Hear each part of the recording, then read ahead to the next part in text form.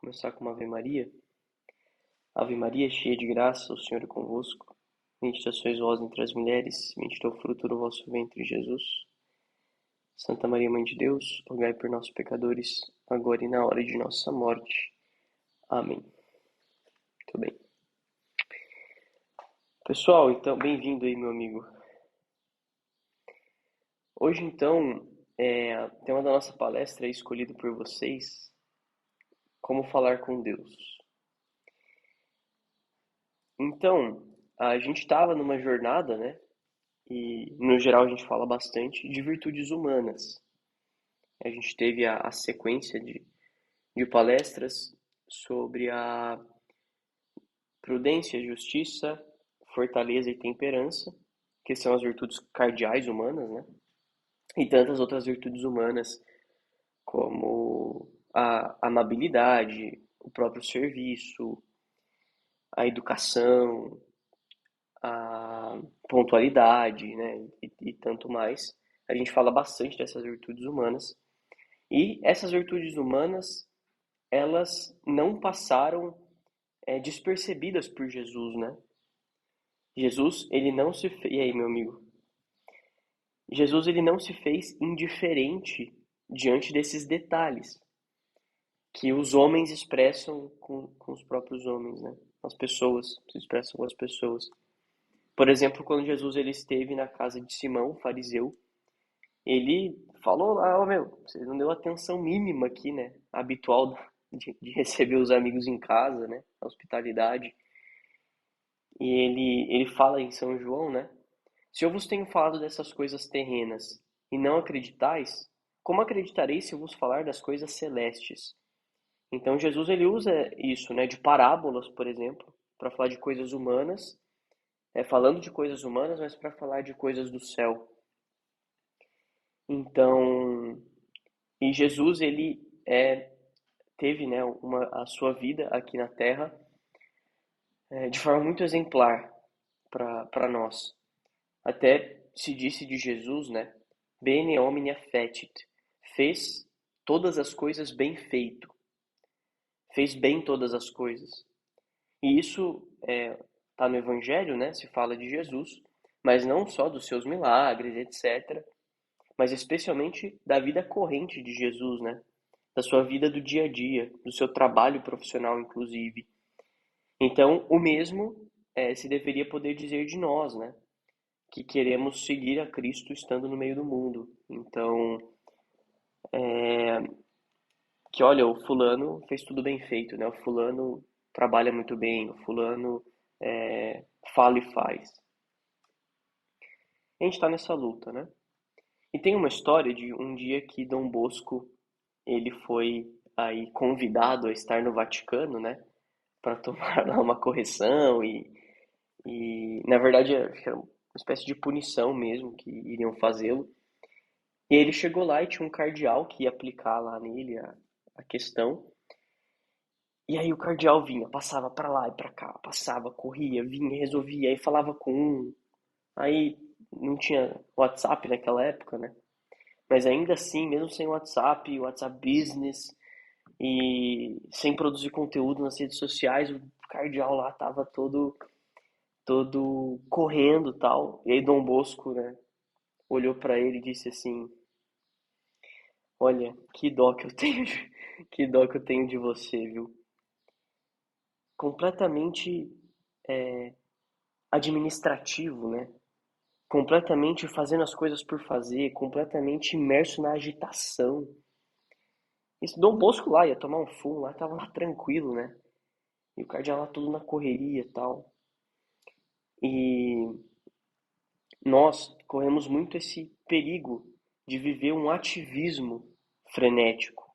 E muitas vezes um ativismo desumano, né? Eu já falei alguma vez aqui, talvez. Isso não é para elogiar de forma alguma a escravidão, mas olha, nos tempos de hoje a gente trabalha muitas vezes muito mais que os escravos das antiguidades. É uma vida às vezes menos indigna, menos digna do que os escravos na antiguidade, né? Então, a gente não pode se perder nessa velocidade que o mundo gira, né? E Santa Teresa de Calcutá, ela diz que tem um segredo, né, para que no meio da rua, nas coisas que ela fazia, ela tinha um segredo, um motor secreto para fazer tudo aquilo muito bem. E poxa vida, imagina limpar feridas de leprosos e tantas coisas, né, que ela via. Ela fala que o seu motor era a oração diante de Jesus na Eucaristia, né? Então tem uma história também de um jornalista foi fazer uma reportagem, tal, num desses lugares assim, que se cuidava de doentes. E aí ele falou assim: olha, nem por US$ 1 milhão eu daria um banho num leproso assim.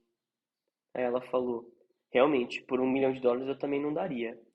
Só por amor mesmo, assim. Só por amor a Jesus Cristo. Porque humanamente eu também, se fosse só pelo dinheiro, eu não faria. Porque, poxa vida, né? Então, olha, o segredo de fazer essas coisas por amor é exatamente ter o coração em Jesus Cristo. E uma pergunta, né, que a gente tem que se fazer: se eu não estou rezando, né, se eu não estou falando com Deus, o que que eu estou fazendo nesse mundo, né? Até as coisas nobres desse mundo, como por exemplo a família, que é uma coisa muito bonita, muito boa, uma vocação, né? Até mesmo a família. Se eu não estou rezando, por que que eu tenho uma família, né? Para quê? O trabalho, né? Eu posso santificar o trabalho, eu posso fazer a obra de Deus, né? Eu posso fazer a obra de Deus, ou eu posso fazer a obra dos homens também, que é só trabalhar por trabalhar, sem ter um sentido sobrenatural no meu trabalho.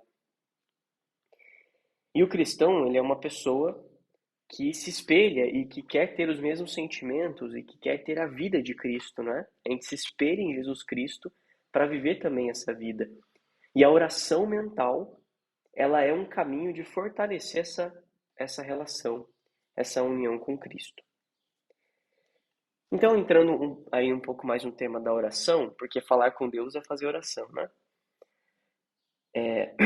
A oração nada mais é do que o diálogo do homem com Deus de coração a coração. É isso. A oração é a gente ligar o nosso coração no coração de Cristo.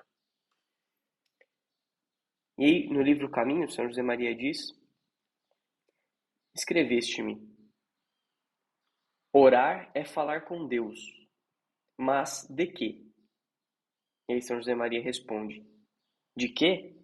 Dele, de ti, das alegrias, tristezas, êxitos, fracassos, ambições nobres, preocupações diárias, fraquezas, ações de graças e pedidos, e amor e desagravo. Em duas palavras, conhecê-lo e conhecer-te. Ganhar intimidade. Então aqui São José Maria dá um grande resumo, uma grande ideia do que falar na oração.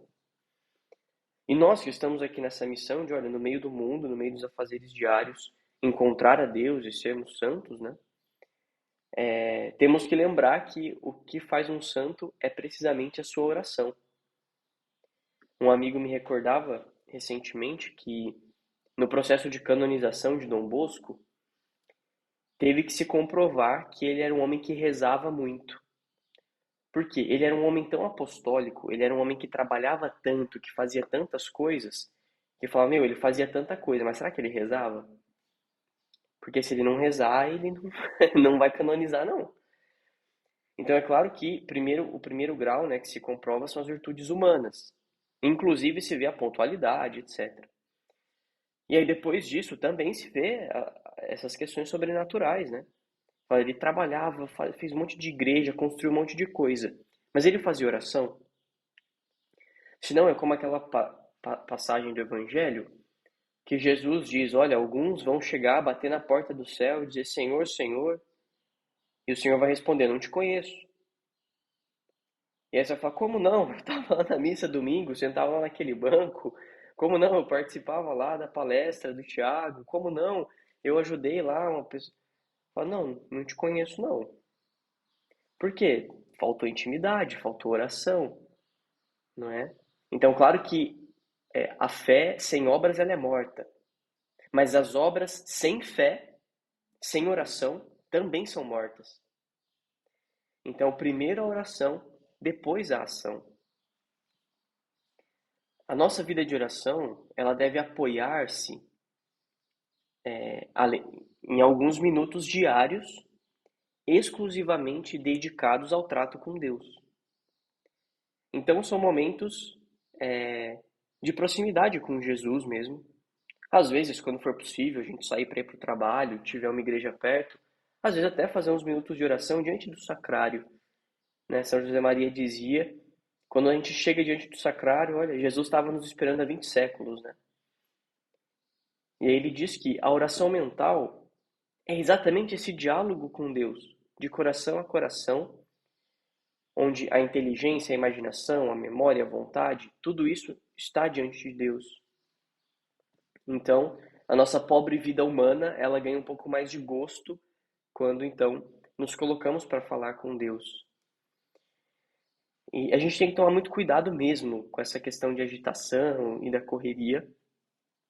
Tem uma história do, do livro de Dom Camilo, que é do Giovannino Guareschi, que é fictício, assim, mas é baseado ali na vida de São Camilo de Leles, né? E Dom Camilo, que é um padre ali e tal, ele... É que Dom é padre, né? Em italiano, espanhol.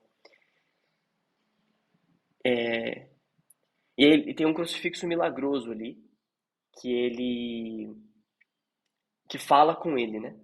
Então ele vai lá fazer oração e o crucifixo fala com ele. E aí chega um determinado momento que o crucifixo para de falar. E aí ele basicamente começa a conversar e Jesus não responde, né? Ele fala e Jesus não responde. E ele fala, olha, quer saber também? Eu não vou falar mais nada. Aí o, aí o crucifixo responde para ele, né? É claro que eu não te falo, você não deixa, né? Você vem aqui e não para de falar. É claro que eu não vou falar, né? Então a história, assim, claro, né? Um pouco cômica para ilustrar, mas muitas vezes é exatamente a nossa vida. Poxa, Deus não fala comigo. Poxa, o que será que Deus quer de mim, né? Cara, não sei, você está fazendo um pouquinho de silêncio ali para escutar a Deus, né? Então, é claro que todos os nossos afazeres, a nossa vida, deve ser oração. O nosso trabalho pode ser uma oração, lavar uma louça pode ser oração, esperar no trânsito pode ser oração, e tantas coisas mais. Só que a gente precisa, como citei aqui São José Maria, a gente precisa de uns momentos exclusivamente dedicados para o trato com Deus. E aí, vou trazer aqui alguns pontos práticos para a gente conseguir fazer bem esse momento de oração mental. Primeiro tem, saído de um livro, né? Os 4 Cs da oração, que é concentrar-se, considerar, conversar e comprometer-se. Tem uma oração preparatória, eu vou mandar no grupo para vocês, que uma oração que São José Maria também fazia, de preparação, de início de oração e de término de oração, que nos ajuda nisso, né? Então, primeiro concentrar-se, a gente começa fazendo ali um sinal da cruz, e falando, olha, meu Senhor e meu Deus, creio firmemente que estás aqui, que me vês, que me ouves. E a gente vai, olha, entrando nisso, né? Olha, Deus está aqui comigo. Aí tem a oração lá que eu vou deixar para vocês. Valeu, Mateus, pode ser. Depois considerar, que é levar em conta algum assunto, trazer às vezes um texto do Evangelho, trazer algum livro que possa nos ajudar, considerar essas questões diante de Deus. Mesmo alguns problemas, né? Fala, poxa, estou com esse problema aqui. Beleza, eu vou trazer isso diante de Deus. O que Deus espera de mim nesse problema? O que Deus quer falar comigo nisso aqui? E conversar, né? Conversar tanto falando, tanto ouvindo. E comprometer-se quer dizer fazer um bom propósito, que é a oração de finalização da oração mental. Dou-te graças, meu Deus, pelos bons propósitos, afetos e inspirações que me comunicaste. Peço-te ajuda para os pôr em prática. minha Mãe Imaculada, São José, meu Pai e Senhor, meu anjo da guarda, intercedei por mim. Então, olha, a gente está falando que fizemos bons propósitos e muitas vezes é bom ir para a oração. Eu vou falar um pouco mais disso agora, mas ir para a oração mesmo até com uma caneta mesmo na mão. Então, aqui alguns pontos práticos, elaborando um pouco dessa ideia. Ponto zero, tá? Início. É definir um horário e um tempo que a gente vai dedicar para essa oração. Tudo na vida é assim, né? A gente precisa colocar na agenda. Então, por exemplo, eu levanto 7 da manhã, herdeiro, hein? Levantar 7 da manhã é herdeiro. É, pô, eu vou levantar então 20 para 7, para fazer ali 10, 15 minutos de oração. Ou eu levanto 6 horas, pô, se não dá tempo, eu vou levantar 10 para 6 e fazer uns minutos de oração. Para isso, a gente tem que se organizar assim, preciso dormir mais cedo, então, né? Toda a ordem da nossa vida, ela começa exatamente assim, colocando um horário para dormir e um horário para acordar. E a gente organiza o nosso tempo diante disso, dessa possibilidade que a gente tem. E muitos têm uma questão que é assim: poxa, Thiago, acho que não cabe a oração em algum momento do dia. Só que essa é uma visão errada, né? No sentido de que assim, não é que não cabe oração. Você pega o seu dia, você coloca o horário de oração primeiro, e aí depois você coloca as outras coisas, né? Então você não tem que enfiar a oração ali. Você tem que tirar tudo, colocar a oração e depois colocar as coisas ali por cima, não é? Senão, o nosso trabalho vai ser vazio, senão as nossas obras vão ser vazias. Segundo ponto é o recolhimento, né? É a quietude mesmo. A gente ir silenciando. Eu, por exemplo, quando eu começo meu tempo de oração aqui, normalmente no segundo tempo, eu faço 2 tempos de oração, né? Normalmente no segundo tempo de oração, que no primeiro eu ainda tô meio dormindo, aí não precisa.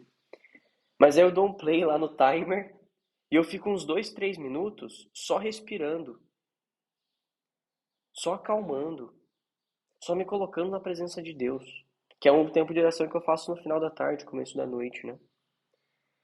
Então, isso, recolhimento, né? E entrando mesmo no sentido de humildade, assim, olha, eu estou indo falar com Deus, estou indo escutar Deus e eu vou baixar as armas, entendeu? Às vezes Deus vai falar uma coisa que eu não quero ouvir, né? Às vezes vai falar uma coisa que não vou gostar, que vai ser difícil, então eu estou indo para escutar realmente o que Deus quer. A oração necessita de silêncio e de profundidade. E olha, só de pensar que se eu confessei, né, estou procurando estar em estado de graça, viver uma vida correta. Olha, o Espírito Santo habita na minha alma, né? Então, olha, só de eu considerar isso aí já facilita muito a oração. E existe um outro perigo, né, dos nossos tempos, que é a falta de atenção e a superficialidade, não é? Quais são as redes sociais que mais funcionam hoje no Brasil? Instagram e TikTok, pode-se dizer, talvez? O Instagram é aquilo lá, né? Um story de 10 segundos que depois de 24 horas some. E o TikTok é um videozinho lá de 15, 20 segundos com a dancinha, a musiquinha próximo. Você quer superficialidade maior que essa, né?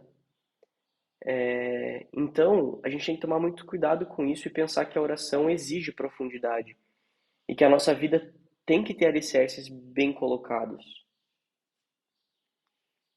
O terceiro ponto é, entre aspas, profissionalizar a oração.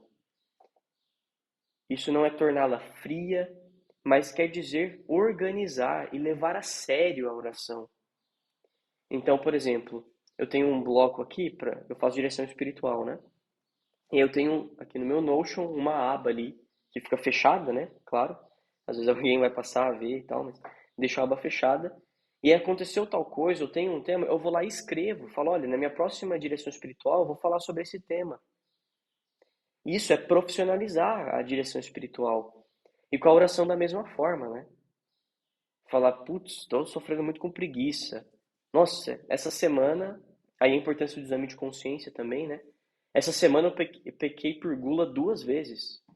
Eu preciso levar isso para oração. Eu preciso trazer um texto sobre a temperança, porque a coisa tá ruim, um texto sobre a preguiça, para eu deixar de ser preguiçoso. Então é anotar temas, pensar em assuntos, e não só pegar um tema ao acaso, abrir caminho em um lugar aleatório, mas é pensar o que eu vou conversar com Deus mesmo, né? Voltando no ponto um sobre o horário e o tempo, é importante a gente pensar num horário que seja um horário produtivo nosso, né? Então eu, por exemplo, cara, deu 6, 6h30, 7 horas, cara, esquece. Não tô mais produtivo. Se eu for fazer um tempo de oração 7, 8 da noite, esquece, velho. Não vai ter oração nenhuma. Então eu preciso me adiantar para fazer antes. E também quanto ao tempo, cara, a gente pode começar com 5, 10 minutos, muito tranquilamente. Ah, Thiago, tem um ideal? Olha, sinceramente, não. Mas a gente pode pensar, né? Talvez uma meta poderia ser 30 minutos no dia, né? Então, olha, 15 minutos de manhã, 15 minutos à tarde, me parece bem, não é? Não parece que, olha, 15 minutos não mata ninguém, né? Ou 20 minutos, 10 de manhã, 10 à tarde, até a gente conseguir ir melhorando isso, né? Então, só essa consideração. Quarto ponto, ligado ao terceiro, né? Mas a gente pode usar algum livro, algum escrito, né? Tem um site, eu posso passar para vocês também, que se chama Hablar com Deus, né? Que é, na verdade, é um livro do Francisco Fernandes Carvajal. É um livro que tem uma meditação por dia, às vezes até mais de uma, para todos os dias do ano. Então, e tem no site, né? Então você entra no site, ele tem um texto do dia ligado ao evangelho do dia, à festa do dia. Então esse é um texto que você pode ler alguns minutos dele e parar para fazer oração, conversar com Deus em cima desse livro. Ou algum outro livro, Caminho. São José Maria tem tantos outros escritos, Amigos de Deus, É Cristo que Passa, que são muito propícios, diálogos com o Senhor, que são muito propícios para isso. E também outros tantos livros de espiritualidade clássica que existem. A gente só tem que tomar cuidado para que seja um livro também alinhado com a nossa vida de cristãos no meio do mundo, né? Às vezes pegar muitos livros de monges, a própria Imitação de Cristo é um livro espetacular, é um livro espetacular, acho que todo mundo tem que ler. Mas é um livro que dependendo, vai te deixar algumas dúvidas, dependendo para começar, talvez não seja o mais fácil de se começar. Então tem que só planejar um pouco isso aí. E depois, ou o próprio Evangelho, né? Ler ali uma linha do Evangelho e fazer uma oração. Quinto ponto é falar e deixar Deus falar. Então, a oração ela não pode ser um monólogo, ela tem que ser um diálogo. Então, eu falo e escuto. Senão, Deus vai virando uma espécie de chat GPT, né? Nos tempos de hoje poderia se dizer. Eu entro no chat GPT, coloco lá o que eu quero, pego a informação e vou embora, né? É assim, o chat GPT. Eu acho engraçado. Eu, por exemplo, nem sempre, mas vira e mexe eu falo assim, obrigado no final, né? Ele responde, às vezes sim, às vezes não. Mas eu agradeço o chat GPT. Eu falo, olá, tudo bem? Então, hoje eu preciso de tal coisa. Deus não é assim. Deus, a gente não pode tratar Deus como se fosse o chat GPT. Ô Deus, tudo bem? Olha, hoje eu tô precisando de um dinheirinho, que aquele cliente podia adiantar o Pix, né? Não.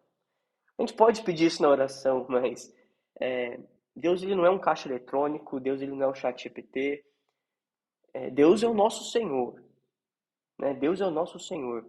A nossa vida é para agradecer, louvar a Deus, honrar o nome de Deus. Então a gente tem que levar a sério esse tempo, né? E também escutá-lo. Ficar um pouco em silêncio mesmo, sabe? Deixar Deus falar. Um sexto ponto é insistir. Quando Santa Teresa d'Ávila diz isso, né, que quando uma alma começa a fazer oração, o inferno libera vários demônios para vir tentar essa alma e tirá-la da oração. E não é só coincidência, às vezes você fala, pô, eu tô me aproximando de Deus e tá aparecendo mais problema, né? Mas, cara, às vezes vai ser assim mesmo, tá? Porque realmente essas coisas vêm muitas vezes com permissão de Deus para que a gente amadureça na fé. E aquela cena do diabinho e do anjinho, né, que tem nos desenhos, é muito real. A gente tem o nosso anjo da guarda, os santos anjos que nos ajudam, e tem a voz do demônio, né, que vem também querer nos falar: hoje você não precisa fazer oração, não. Hoje você está muito cansado. Mas, cara, o que que tem a ver que eu tô cansado? Exatamente porque eu tô cansado é que eu preciso fazer oração. É uma visão muito mais madura, muito menos sentimental da coisa, né?